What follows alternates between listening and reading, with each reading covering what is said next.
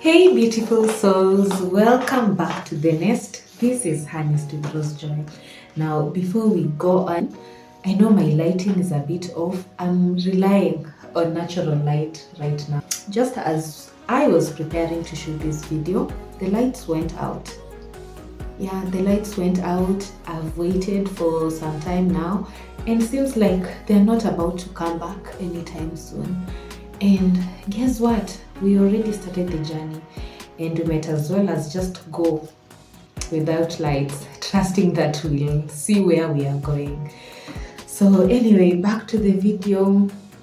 Welcome back to the channel. I hope you're doing well. I'm equally doing fine, amazing, thanking God for giving us another opportunity to share things that will nourish us, things that will help us grow, support our physical health. Now, today we are going to talk about something that literally runs in everyone's body, both male and female.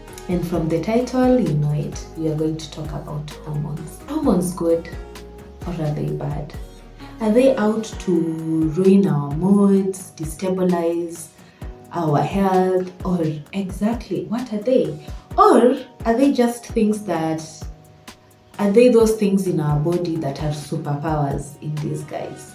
Now we are going to unpack all that today, and also knowing what nutrients do we need, how can we nurture ourselves physically using the foods that we eat so that we can make sure that our hormones are in a balanced state. So stay tuned. First session is what are hormones and what are they here for? Is it a must that we have hormones? I want you to understand that hormones play critical roles into our bodies. These roles stem from reproductive health to metabolism and other processes in the body. Now, today we are going to narrow down to the reproductive health. Now, I just want you to understand the difference between how hormones act in a woman's body and how they act in a man's body. For women, hormones react or respond to things in a more dynamic way compared to males.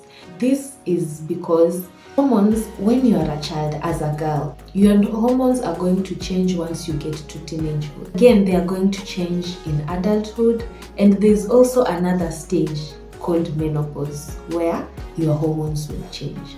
So that is why our systems or our bodies respond in a different way compared to how men respond to their hormones. Hormones are not bad. They're not bad and they're not good. They're just systems in the body that are supposed to make you function in a certain way.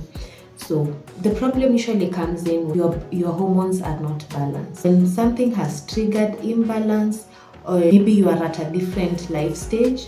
Now on to the second segment. Are hormones good or bad?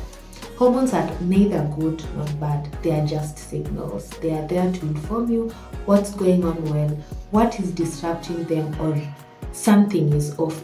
Think of them as alarms. They go off, they are telling you something. And when they are stabilized, again, it's a good thing because now the body is able to function in a good way. So, common signs of imbalance: irregular periods, mood swings, acne, low libido, fertility issues, and many other signs. Even medical tests. There are some things that can happen to your body, and once you visit a gynecologist, they may recommend you do some tests that will reveal what problems you're having. Even medical conditions all can trigger hormonal imbalance. For instance, cancers that usually end up affecting the reproductive health. It's more often than not, they equally contribute to hormonal imbalance. What usually triggers? What are the common triggers to this hormonal imbalance? We have poor diet, and by poor diet I mean high amount of sugar, high amount of salt. These additives or preservatives that are usually placed in processed foods also trigger hormonal imbalance. Another thing could be poor sleep, synthetic chemicals. If you find yourself, maybe you have inhaled some chemicals or you work in industries that make you interact with chemicals, you can pick them up either maybe through your skin or maybe just inhaling. This can also trigger hormonal imbalance. As a woman, you need to be cautious about the surrounding. Do you have the protective gear? And sometimes you can choose not to take up certain roles that expose you to chemical interactions, so on. And the other things are also stress and nutrient deficiencies. If your hormones are just okay, but they lack essential nutrients to perform their duties, then of course you will experience some imbalances, because that is just a way the body is telling you, I want these nutrients, but I'm running short of these nutrients.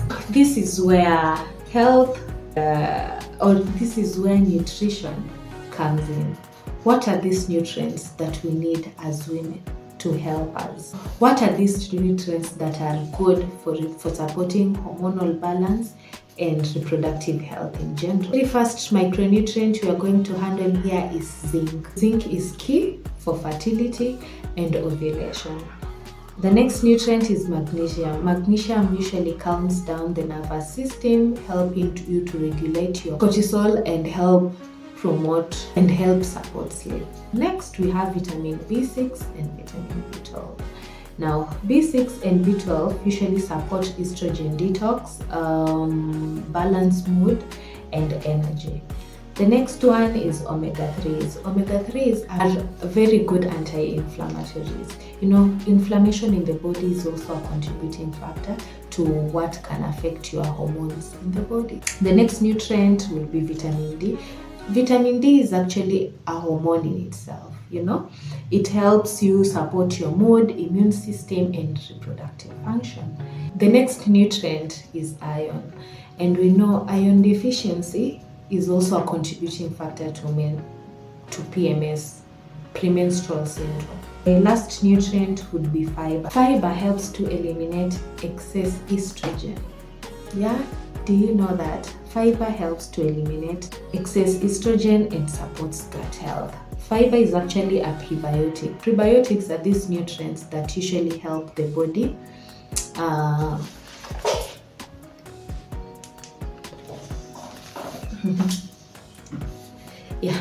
prebiotics are these nutrients that usually I see the lights came back. Hey. But anyway, prebiotics are these nutrients that are food for probiotics, for the good bacteria in our guts. So taking a diet that is rich in fiber will contribute you to having hormonal balance in the long run. After analyzing all these, what hormones do in our bodies, what nutrients are we supposed to be having in our regular meals to help us take care of our reproductive health in general, we'll now outline the lifestyle habits that helps hormones thrive in our bodies. First of all, we have enough sleep. It is during sleep that our bodies are able to heal. They are able to perform some other, regulate themselves and do some other processes in their body. That is why for those who don't have enough sleep, you usually see it in your energy levels, in how your body reacts to things. You know, you're just so tired, so on and so forth. So having enough sleep is also good for your reproductive health. And another thing would be movement, physical activity. Physical activity is essentially there to make your muscles active. And once your muscles are active, your other internal body parts will equally be active. And then we have stress management, because stress again triggers cortisol, the stress hormones, adrenaline, cortisol, and these hormones are not supposed to be always on the high. You know, these are hormones that are supposed to signal danger or things like that, and they're not meant to be high every time. It's just like insulin. If insulin is constantly being produced at abnormally high levels, that is what now indicates diabetes. That is what brings about diabetes. And so same to all stress hormones. They're not supposed to be on the high all through. And stress is among those things that, like, they are telling the body we are in danger. the body can't live in a state where it always feels like it's in danger. So stress management is very important, and this is where psychosocial counseling comes in. Go to a therapist, talk to a friend, get into activities that can help you ease stress in your life, and just do something that can help you regulate your stress, that can help you manage your stress. And the last thing is also toxin avoidance. Toxin avoidance, we've talked about chemicals that are harmful into our bodies, foods that are not healthy into our body that now contribute to these toxins into the system. So guys, hormones are not bad. They're just there to help us experience life in a better way. As women, we know these hormones are there to support us in many other ways. So if this rang a bell, or this was inspirational to you, you learned one or two things, feel free to comment, share, and for those who are yet to subscribe, what are you waiting for? What are you waiting for? We are on to something beautiful. Yeah, as I just said earlier, today we have learned about health, reproductive health and nutrition. The next time we'll be talking about self-care, and after that we'll be dealing with soul-care. So beautiful things are still coming. So until next time, goodbye. This is HerNest with Rose Joy.